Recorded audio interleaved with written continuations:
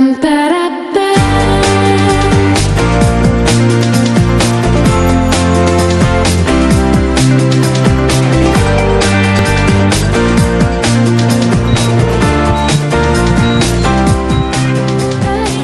think there are two kinds of people in the world, those with back pain and those under 30.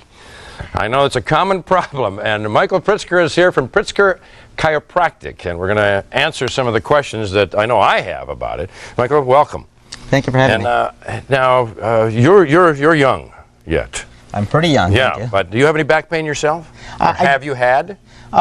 Like anyone else, of course, I've had some back pain. I maintain an active lifestyle, so every once in a while I'll experience some injuries. Yeah. So, of course, every once in a while I'll experience some back pain, but I do the right things to make sure that I prevent it, to make sure that the problem doesn't return. Right. And that's really important. Can you, when you start to feel a little something, can you go into a prevention mode then, or is it too late? Sometimes you can, sometimes it's a little bit too late. The main thing is to understand what causes back pain. And there's three things that really can cause back pain. One is weak muscles. If your muscles become weak, you lose that protection in the spine, and essentially what happens, eventually you're going to start to experience back pain, and it's a lot easier to have a back injury. All right, now what muscles are we talking about? Obviously some of the back muscles around the back, but stomach muscles too, I assume? Well, of course. If you've got a six-pack, it's going to be a lot more comfortable, and it's going to be a lot more supportive. If you've got that big one keg, that one pack, it's going to be pretty difficult to support that spine. And so, of course, the spinal muscles, the stomach muscles, all of those things are important to maintain a proper structure to prevent back pain.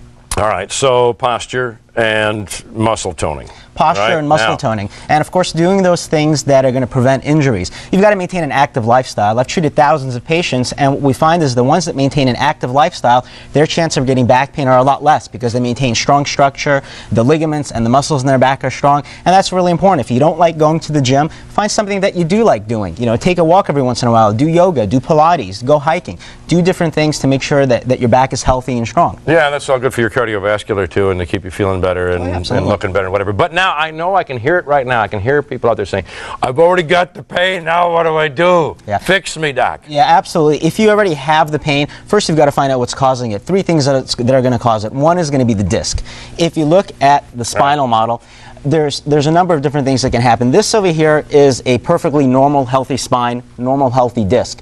If you look at these models over here, this one you can see the disc is degenerating, the bone spurs are starting to fuse together, and that's when you start to experience back pain. So the first is the disc. After the disc is damaged, you're going to start to experience weak muscles in your back. And after that, then the ligaments and the bone itself can become damaged. So we have what's called a three-step spinal correction process, a three-step spinal correction program that is focused on fixing those three things. The first is the disc. When the disc is damaged, it herniates, it causes leg pain, sciatic pain. Right. So we do advanced spinal decompression therapy. That's step one. That fixes the disc problem. Then we go into step two, and unfortunately this is where a lot of the doctors drop the ball, is they'll fix the disc and they don't continue on to the other supporting structures.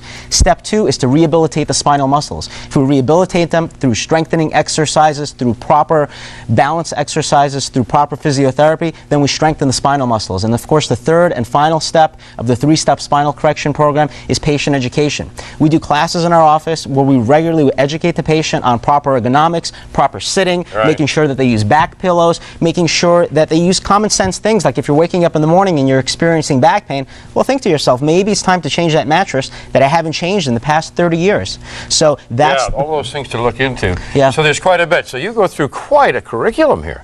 Now, when they have that sciatica, that pain going down the back of your leg, does that first step really get rid of that pain? That's what pretty soon? That's what that first step is. Get me out of the pain first, then we'll work on the rest. Well, of course. I mean, the first thing you want to do is get out of pain. That's the first step. All right, right here. All right, here's some information. All right, so if you may be a candidate, you may not. If you have a bad back, you probably are. So you go there, right there. Okay, for a copy of the breakthrough for back pain, you call that number and you're there. All right, and go to the website as well, and you can always go to our website here at fox6.com.